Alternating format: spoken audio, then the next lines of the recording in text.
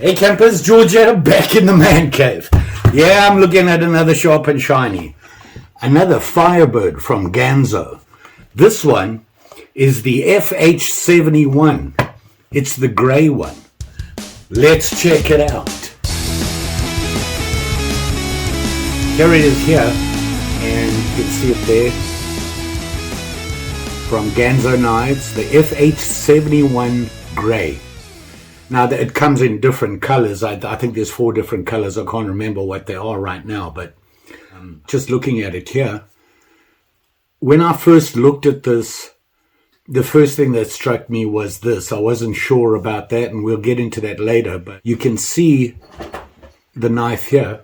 Just looking at the knife right now, I can tell you it's extremely clean and really well made. It is...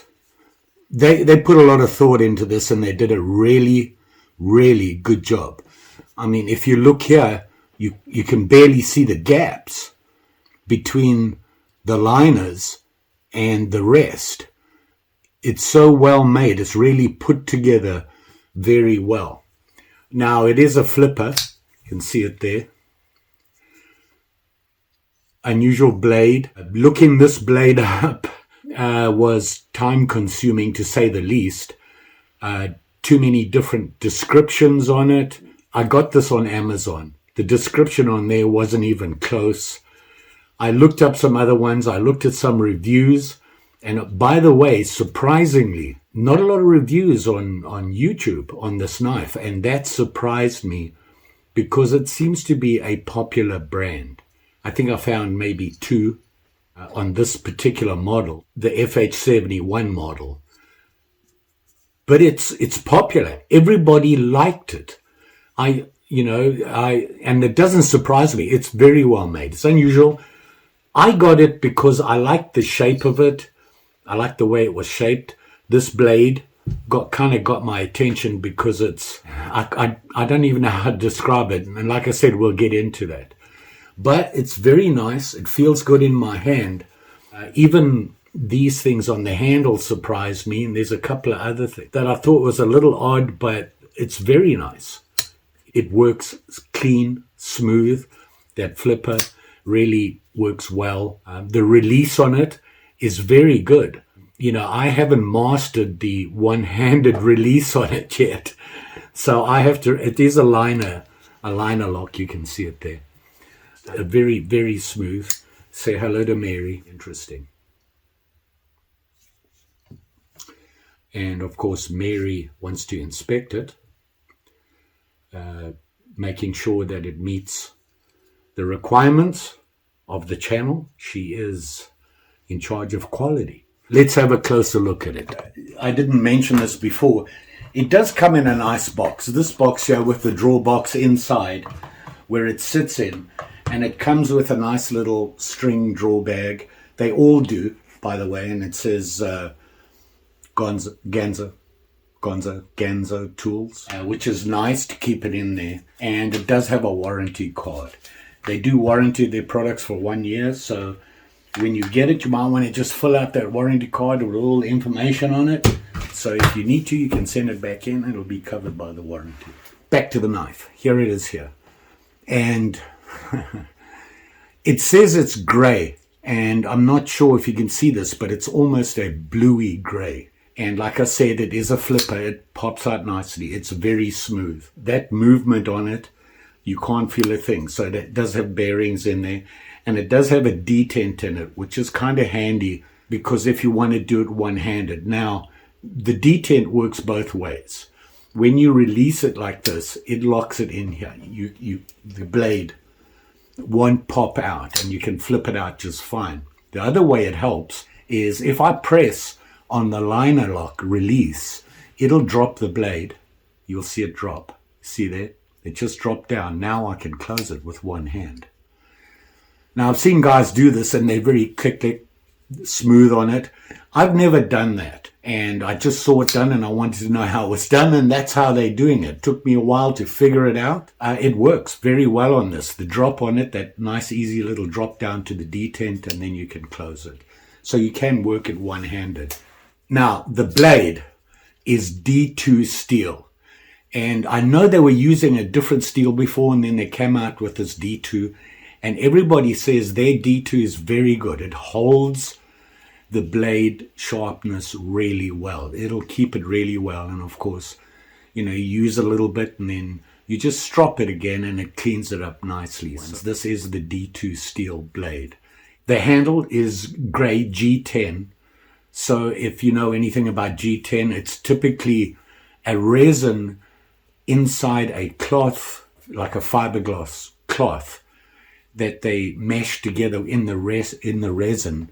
And you can actually, if you look really carefully at it, you can see it is naturally rough, which gives a good grip. It's kind of smooth. You can feel the grip on it. It's not going to slip easily in your hand, and it works really well. You can see on the blade there, it does say Firebird and D2 steel, and it gives the model number, and it says made by GANZO, and of course it's their Firebird series, and you can see the Firebird on the other side there. One thing I was looking at, the shape of the whole knife with this blade shape and the handle kind of matches their Firebird, if you look at that. So I thought that was interesting. I don't know if they did that deliberately or not, but I thought it did kind of match. Here's the eye, the beak, and then the neck part of it. That's just me. Now, another thing I liked about this knife, that when I put it in my hand, the grip is very good. It matches my hand. The blade length is a nice length. It's not quite equal. The handle is just a touch longer than the blade, which I kind of like. I like that. And like I said, there is the machining on this. The workmanship is excellent. Everything is rounded off. There's no sharp edges anywhere. If you look on this very carefully, you see I can get it for you. And of course it does have a clip. Now the clip is not, you can't move it to the other side. So I'm right-handed, goes in my pocket perfectly for a right-handed person. Left-handed will be a little bit different for you. And looking at it, the way this clip, look how high up it is on the handle, and it's actually recessed into the handle where the clip is screwed in, which, simple little things like this I'm noticing on this knife. They really put some attention to it. It doesn't feel bulky at all in my pocket. That surprised me. Now, it's not light. It's not a light knife. There's a lot of weight to this knife. As much as possible, lighten it. And I suspect this helped. If I remember properly, looking in here, I don't know if you can see that. You might be able to see the reflection of it. But they've made holes in the liner, in the stainless liner inside here.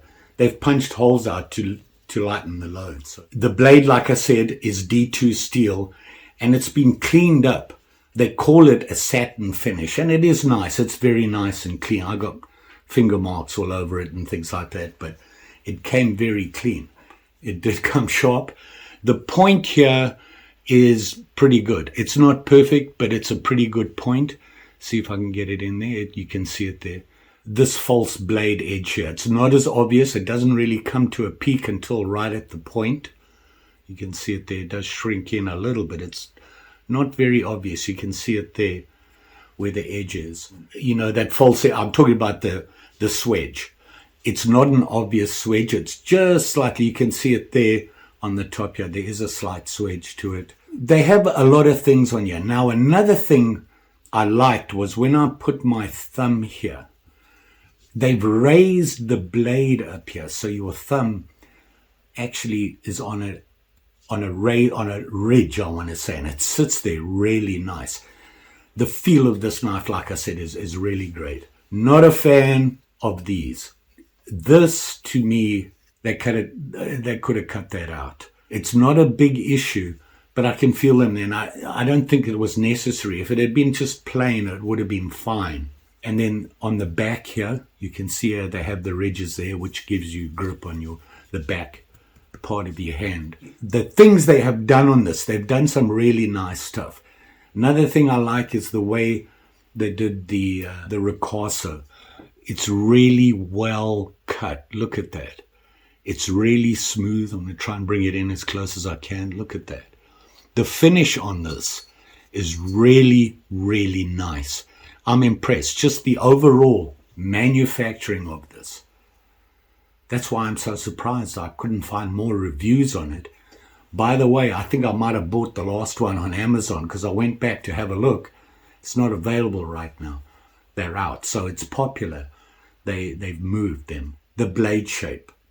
Like I said, just about every place I went on there said it was a different style blade. I had things from a modified Warrenclyffe, drop point, but I think the closest one here, I'm going to say either the modified Warrenclyffe or sheep's foot is what it is.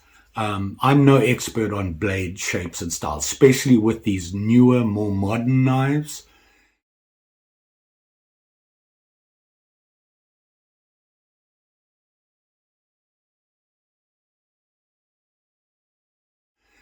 They seem to be adapting different blades and modifying them. So what it's called is hit and miss. It's a modified blade. It looks very nice and it works well. The one thing on this, well, actually there's two, but one of the things I noticed right away, and I'm going to show you this right now. Hopefully you can see this. Now I'm holding the blade like this, and I'm going to sit it down on the table like that. Look at that. The issue I have is that point there and this gap underneath there, and look at the blade. The blade doesn't touch the table. You can see my fingers behind it there. I'm not sure if they should have made the blade a little deeper down here so that it's closer, because when you want to cut something, you've still got a gap. I'm not sure, and I'll try and zoom in on this, but hopefully you can see that. The tip is, well, not even the tip is on the ground, but the back here, this back edge. Now, is that a big deal? It might be in certain situations. You're not going to be able to, you're going to have to bring it to the edge and do cutting and things like that to get around this part. I think if they'd maybe made the blade a little bigger, but then I don't think it would be as nice. So compromises, I think. The other thing I don't understand on this, and I think they put it there because it's more aesthetic, and like I said, they wanted it to look like their Firebird logo, and that's this. If I close this down right now, and I'm going to try and do it one-handed again, you see the drop? Now I can close it one-handed. There's no nail nicks, no real nail nicks on here. I'll show you where you can see it there. See it there? Right there, I would assume, is the nail nick. And you can just get your nail in there and pull it out. This here, for your thumb, it's not it's not big enough. Can't get my thumb in there. But I'm pushing there. Oh, there, I got it. But that doesn't work. But like I said, I think everybody's going to use the flipper, but some people like to use their thumb, so that might be a problem. And I think they try to get around it by making that cut out there where you can get your nail in, but it's still not enough. Now, here's something interesting. I watched a review, and by the way, it was an excellent review. He was talking about, if you look here, okay, and you turn this, I don't know if it was just his knife, but he could actually put his finger in at an angle and catch the tip of the blade sticking out. Now, on my one, I can't. I've tried. I tried my hardest and I couldn't get in there, but you can see how close it is. So I'm wondering if, it's just on his knife and I looked through the comments and a couple of guys mentioned that, but I can't get mine to catch. So is it a deal to me? No, because I don't have that problem. I'm really liking this knife. I'm new to the modern knives. I've been a traditional guy most of my life. These are growing on me. And I can't afford to look at a Spyderco. I can't look at the Spidey knives. They're out of my wallet. My wallet won't take that. Benchmade, same thing. I can't look at them. But I've looked at the reviews and I've watched guys doing the flip and doing their fancy fiddle work with their knives. Just cut myself, so I don't do that. I can't really see a difference. Now, I'm sure there is. I understand they're made in the US, so they're going to be a little bit more expensive because simply labor, material, and that is a lot more expensive. And I'm sure they are great knives. I just can't look at one of them. They're just out of my budget. This, however, for what I paid for this, I'd be willing to put this on any knife out there up to $60 or $70. I think this is good enough to match up with them. I like this knife. Stainless steel on the pivot. I'm not sure what size the torque says on that. Looking at it, it's not a T10, it's a T8, I think. I think T8 is what the torque head is on it. Stainless steel. You got these down here, obviously the pins holding it all together. The liner lock is very clean. And look at that. I mean, it's right dead center. I got nothing bad to say about this knife except those little things. And they're things that aren't really going to affect me. I'm going to use the flipper on it. I don't have that thing catching there, the handle, these things on the handle here. I just don't like them. Smooth, who cares? Nobody's going to know it. It still works for me. That clip is very nice. They've done a solid. It's solid. Put that in your pocket. It's not coming out. Some of the dimensions on this guy. Let's check that out. So the closed length, I'm going to look at it quickly here. 4.5 inches. Closed like that. Open, it's going to be 7 7/8, the full length, which is not bad. And of course the handle, I'm going to take from the handle to the end, is just over 4. Thickness of the blade, I'm going to say about 0.1 of an inch, 3.5 mil. Jimping on it, like I said, on that raised edge. Really like that idea. I want to dig a little bit more into these GANZO knives. The Firebird series, they all look similar. Blades are different, slightly different shape on the handle, and the locking, things like that are different. But if the manufacturing is as good as this, and how clean this is, I got to look at them more. Why? I can afford them. I paid that much. Yeah, $25. I can't believe I got this for $25. And I've been looking at a couple of different manufacturers for the prices that they're coming out with these, and they always seem to be improving them. There's a lot more thought going into them. Sativian, there's one. I just did a review on another one, and in fact, I'm carrying it around as my new work EDC. I put it in my pocket, and it works so well, I'm keeping it there. Sasivi, it's a great knife. I can't believe. And, when I was seeing these, I was like, oh, that looks nice. How much is that going to cost? The more I look at these, I can see why people can get into these new modern knife styles and what they offer. I get pretty excited about it.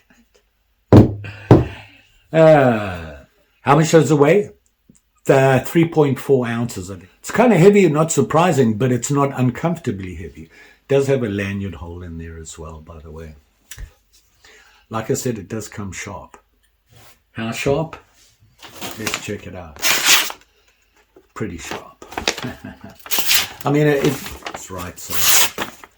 Sharp enough for me. I haven't stropped it or everything. That's just the way it came. So it cuts paper. And, when I look at a knife, I look at what I'm going to use it for. And this is an EDC knife. And for me, an EDC knife is typically work related or just out and about. What I'm going to cut at work with this knife, paper, cordage, here's some 550. I don't want to cut too much off because I'm going to run out of it, but look at that. I probably wouldn't even cut wood, but I've got my woody here. I'm not going to be bludgeoning this or anything like that. I'm not going to use it as a pry. It's not what I have. I have other tools for that. And it cuts the wood, just, it slices right in. Does a good job. It's pretty good. Cut the cordage, cut the paper. Will it still cut paper? Yeah. It's overall probably one of the better knives, modern knives I've looked at. I'm still a traditional guy. I love my Barlows and my sod busters. You can't beat a sod buster at work, and typically they're so inexpensive you can abuse them. This is a little bit more, it's a 25, and it's not designed for that. This is an EDC, which is designed for very basic tasks. This should last you a long time.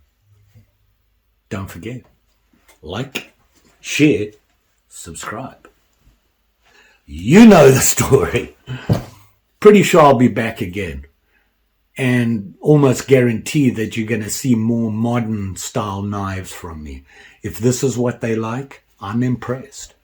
But I'd like to look at some different other models and compare them. Maybe that's what I'll do. I'll do some comparisons.